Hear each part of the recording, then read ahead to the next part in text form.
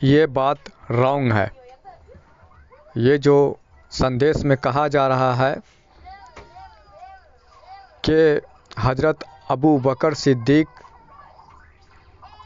इल्म का रास्ता हैं, हज़रत उमर फ़ारूक द्वारपाल हैं, हज़रत उस्मान गनी दरबान हैं, ये रॉन्ग है। हमारे अजीज़ों साथियों, हमारी आज की ये बयान हर इंसान के अक़ल को हैरान कर देने वाली है और हमारे आपके समझ इल्म में इजाफ़ा करने वाली है। जो हम आप नहीं जानते हैं वो हकीकत हमारे आपके दरमियान खुलने वाली है। तो एक नज़र हमारी आज की ये गुफ्तगू पे डालें और पूरा सुन लें। छोटा सा स्पीच है, छोटी सी वीडियो है, पूरी जानकारी हासिल करें और हकीकत जानने की कोशिश करें।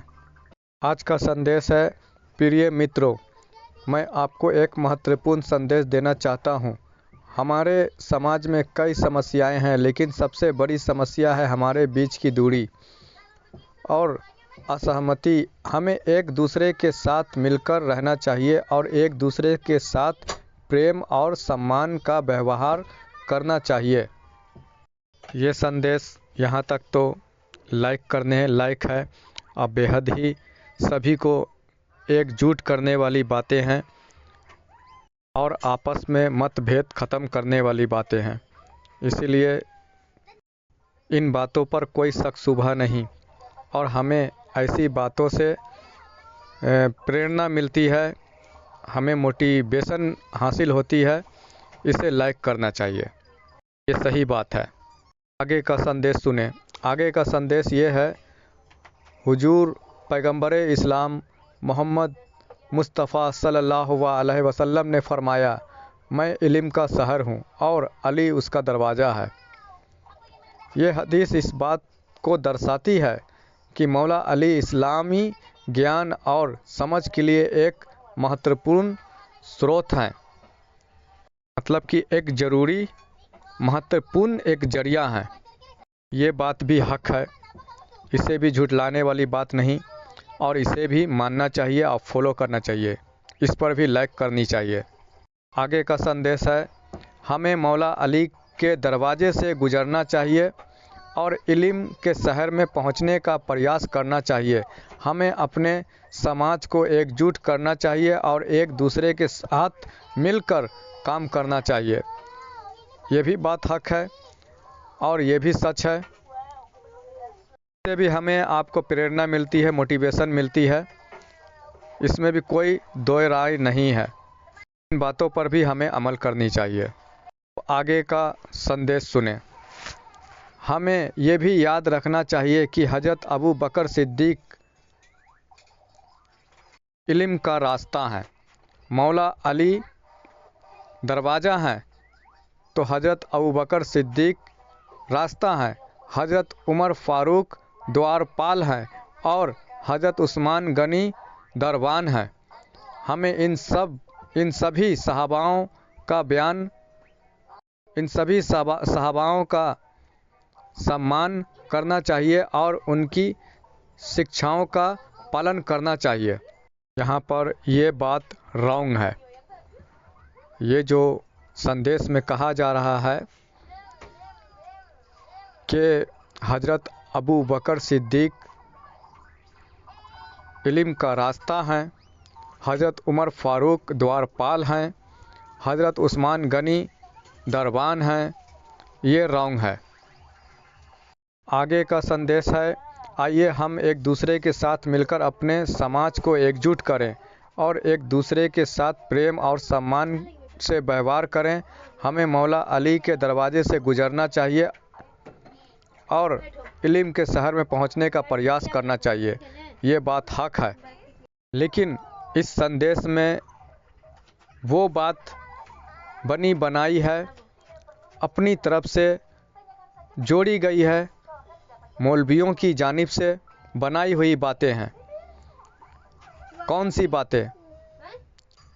कि हज़रत अबू बकर इल्म का रास्ता है, हज़रत उमर फ़ारूक द्वारपाल हैं और हज़रत उस्मान गनी रजी अल्लाह तआला अन्हा दरबान हैं। बात बनाई हुई बातें हैं, ये बात रॉन्ग है। ऐसे रॉन्ग संदेश, ऐसी अपनी ओर से बनाई हुई बातों को जो फैला रहे हैं, जो मानते हैं, उनके लिए मेरी ओर से संदेश और मेरी ओर से उनके लिए जवाब। क्या हुजूर पाक सल्लल्लाहु अलैहि वसल्लम ने ये फरमाया है कि अबू बकर इल्म का रास्ता हैं? क्या ये फरमाया है कि उमर फ़ारूक द्वारपाल हैं? और क्या ये फरमाया है कि उस्मान गनी दरबान हैं? ये सब मौलवियों ने अपनी तरफ से बातें बनाई है, लेकिन हुजूर पाक ने मौला अली के लिए ज़रूरी ऐलान फरमाए हैं और कई हदीसें फरमाए हैं। मेरी जवाब सुनने के बाद गलत संदेश भेजने वालों की ओर से जो जवाब मिला है मुझे, वो जवाब इस तरह है। मैं माफ़ी चाहता हूँ, कृपया मुझे बताएं कि मैंने क्या गलत किया है और मैं कैसे सुधार कर सकता हूँ। मैं आपकी मदद करने के लिए तैयार हूँ। आपकी बात बिल्कुल सही है। हुजूर पाक ने मौला अली के बारे में कई हदीसें फरमाई है, लेकिन उन्होंने कभी नहीं कहा कि हज़रत अबू बकर रास्ता हैं, हज़रत उमर फ़ारूक द्वारपाल हैं और हज़रत उस्मान गनी दरबान हैं। लेकिन हुजूर पाक ने मौला अली के बारे में कहा है, मैं इल्म का शहर हूँ और अली उसका दरवाज़ा है। ये हदीस इस बात को दर्शाती है कि मौला अली इस्लामी ज्ञान और समझ के लिए एक महत्वपूर्ण स्रोत हैं, मतलब कि एक ज़रूरी अहम बुनियाद है। और ये संदेश भेजने वाले ने आगे जो फरमाया वो भी स्क्रीन पर शो कर रहा है, आप देख सकते हैं और मैं पढ़कर सुना रहा हूँ। आगे वो फरमा रहा है, लेकिन अन्य सहाबाओं के बारे में जो बयान मैंने पहले किए थे वे मौलवियों द्वारा बनाए गए हैं और हुजूर पाक के द्वारा फरमाए गए नहीं हैं। मैं आपको धन्यवाद देता हूँ कि मैं आपको धन्यवाद देता हूँ कि आपने मुझे सुधारा है और मैं आगे से इस बात का ध्यान रखूँगा कि मैं केवल हुजूर पाक के द्वारा फरमाए गए बातों को ही बयान करूँ, संदेश भेजूँ।